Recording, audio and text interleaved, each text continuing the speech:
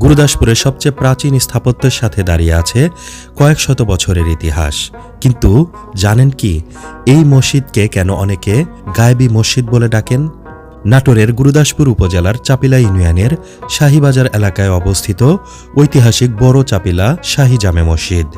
স্থানীয়দের কাছে এটি গায়েবী মসজিদ নামেও পরিচিত। এটি গুরুদাসপুর উপজেলার অন্যতম প্রাচীন, অনেকের মতে সবচেয়ে প্রাচীন টিকে থাকা স্থাপত্যর নিদর্শন। ইতিহাসবিদ ও স্থানীয় সূত্রের ধারণা, মুঘল আমলে প্রায় ৪০০ বছরের বেশি সময় আগে এই মসজিদটি নির্মিত হয়।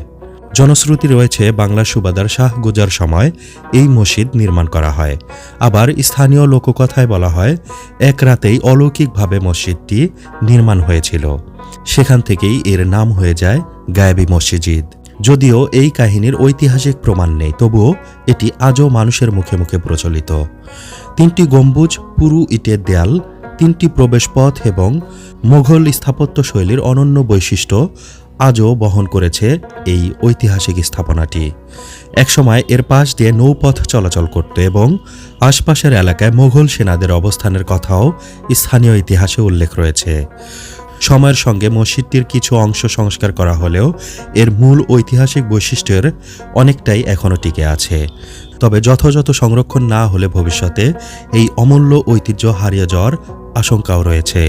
ইতিহাস শুধু বইয়ের পাতায় নয়, এমন স্থাপনার ইটের গাঁথুনিতেও বেঁচে থাকে। তাই এই ঐতিহ্য সংরক্ষণ করা আমাদের সবার দায়িত্ব।